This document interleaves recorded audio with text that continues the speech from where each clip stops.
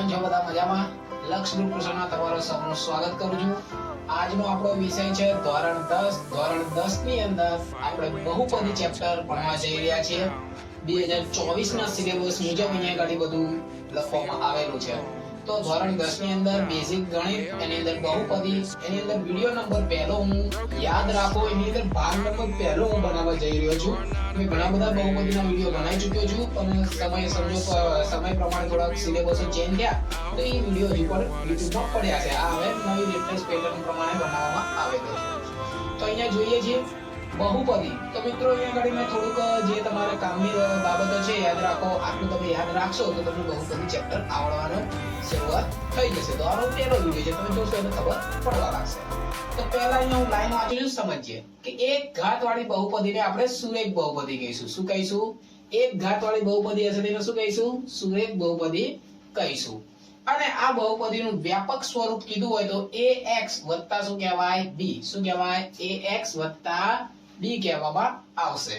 અહીંયા ગાડી આવા જો સુરેખ બહુપદી હશે તો તેના શૂન્યની સંખ્યા 1 મળશે, અને આની ઘાત પણ, બહુપદીની ઘાત પણ શું મળશે? 1 જ મળશે. ફરી એકવાર રિવિઝન કરીએ કે એક ઘાત વાળી બહુપદી હોય એને શું કહેવાય? સુરેખ બહુપદી કહેવાય. એનું વ્યાપક સ્વરૂપ શું છે? તો કે ax b. એના શૂન્ય કેટલા મળશે? તો કે 1. એની ઘાત કેટલી મળશે? તો કે 1. એના ઉદાહરણ અમુક લખ્યા છે. 2x - 3 હોય, y √3 છે, 3x + 5 છે, 3z + 4 વગેરે આવા એના ઉદાહરણ છે. તમે ઘણા બધા ઉદાહરણ બનાવી શકો છો. ટૂંકમાં જે એક ઘાત હોય એને સુરેખ બહુપદી કહેવાય. એનો જે આલેખ છે કેવો બની શકે એ અહીંયા આગળ મેં અહીંયા ડિટેલમાં અહીંયા ચર્ચા કરી છે. રાઉન્ડ કરું છું મિત્રો. આ જે રાઉન્ડ કર્યું છે એવો આનો આલેખ બની શકે છે. ઓકે, આગળ જઈએ. જે બહુપદીની મહત્તમ ઘાત 2 હોય, જે બહુપદીની મહત્તમ એટલે વધુમાં વધુ ઘાત 2 હોય તેને આપણે દ્વિઘાત બહુપદી કહીશું. જેની 2 ઘાત હશે એને શું કહીશું? દ્વિઘાત બહુપદી કહીશું. તેના વ્યાપક સ્વરૂપ શું હશે? તો કે ax bx, ax² bx c, અને તેના શૂન્ય 2 મળશે, અને બહુપદીની ઘાત પણ તમારે કેટલી મળવાની છે? 2 મળવાની છે. જેટલી ઘાત હોય એટલા જ શૂન્ય હોય, જેટલી ઘાત હોય એટલી જ એની બહુપદીની ઘાત ગણાશે. ઓકે, તો અહીંયા ઉદાહરણ લખે છે y ની 2 ઘાત -2, 2x² + 3x - 2/5, રૂટમાં 5v² - 2/3v વગેરે આના ઉદાહરણ મેં લખેલ છે. હવે મિત્રો અક્ષરથી કોઈ ફરક નહીં પડતો. x લખો, y લખો, v લખો, s લખો, કોઈ પણ લખી શકો છો. ઘાત 2 હોય તો એને દ્વિઘાત બહુપદી કહેવાય. પછી છે ત્રિઘાત બહુપદી. તો કે જે બહુપદીની મહત્તમ ઘાત 3 હોય તેને આપણે ત્રિઘાત બહુપદી કહીશું. એનું વ્યાપક સ્વરૂપ છે ax ની 3 ઘાત, bx² cx અને d. જેના શૂન્ય મહત્તમ મળશે 3, બહુપદીની ઘાત મળશે 3, અને એના ઉદાહરણ છે તો કે 2 - x ની 3 ઘાત √2, x ની 3 ઘાત, 3x ની 3 ઘાત, 2x² - x - 1 વગેરે જેવા એના ઉદાહરણ લેવામાં આવેલા છે. તો મિત્રો ફરીથી એકવાર ક્વિક રિવિઝન કરી લઈએ. એક ઘાત હોય એને સુરેખ બહુપદી, એના શૂન્ય પણ 1 અને એની ઘાત પણ 1.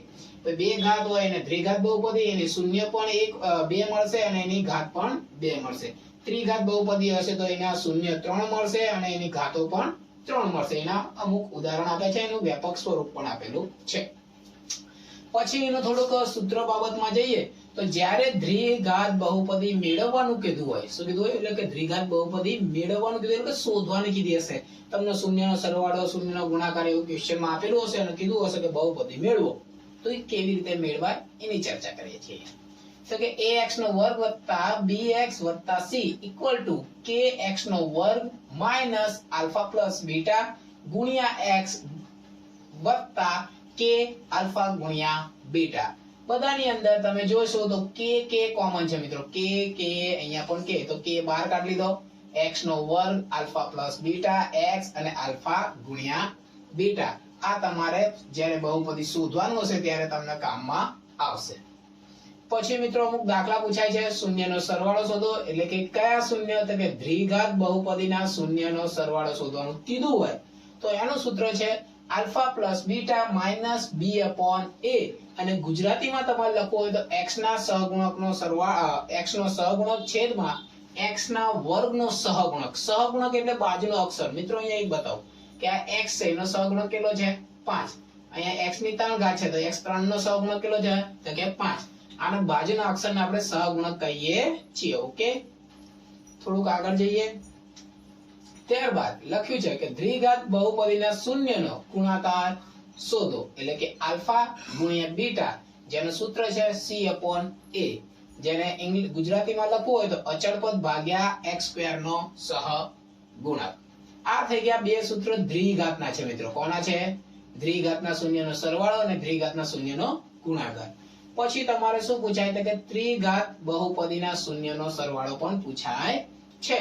તો એનું સૂત્ર લખ્યું છે આલ્ફા પ્લસ બીટા, બરાબર, આલ્ફા પ્લસ બીટા ગુણ્યા આલ્ફા બીટા ને રેમાં માઈનસ b/a. ત્રિઘાત બહુપદીના શૂન્યનો ગુણાકાર કીધો હોય તો આલ્ફા બીટા અને રેમાં માઈનસ b/a. ત્રિઘાત બહુપદીના બબ્બે પદોનો સરવાળો કીધો હોય તો આલ્ફા બીટા, બીટા રેમાં, રેમાં આલ્ફા, c/a. ટૂંકમાં બધાના છેદમાં a આવે છે. બરાબર. તો આ તમારું દ્વિઘાત ત્રિઘાત બહુપદીના શૂન્યના સરવાળાના પણ દાખલા પૂછાય છે. અધર્સ વધારાના અથવા અન્ય બાબત જોઈએ તો આલ્ફા માઈનસ બીટા જો MCQ માં પૂછાય તો તમે આ રૂટની અંદર જે મેં સૂત્ર લખ્યું છે b² - 4ac છેદમાં a, આના વડે તમે આનો જવાબ લાવી શકો છો.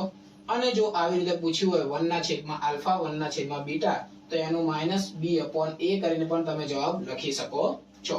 અને જો ત્રિઘાત બહુપદી હોય 3 ઘાત અને એનો સરવાળો કીધો એને છેદમાં આવતું હોય 1 આલ્ફા 1 બીટા 1 રેમાં, MCQ માં, B માં, C માં ગમે રીતે આ અલગ રીતે દાખલો બનાવી શકે છે અને આવી ચૂકેલા છે તો -c/d તમે લખીને જવાબ મેળવી શકો છો. અહીંયા ઘડી જો મિત્ર જોઈએ શું હતું કે દ્વિઘાત બહુપદી મેળવવાનું સૂત્ર હતું. હવે અહીંયા એક નાનું એવું મેં લખ્યું છે ત્રિઘાત બહુપદી મેળવવાનું સૂત્ર. વધારે પૂછાતું નથી પણ કદાચ આવી જાય તો એના માટે મેં લખેલ છે. તો ax ની 3 ઘાત bx નો વર્ગ cx + d, તો અંદર લખ્યું છે કે x ની 3 ઘાત minus alpha plus beta x નો વર્ગ વત્તા આલ્ફા બીટા, બીટા રેમાં અને રેમાં આલ્ફા, અને પછી મને જગ્યા ન હતી તો પછી મેં નીચે લખ્યું છે માઈનસ આલ્ફા ગુણ્યા બીટા.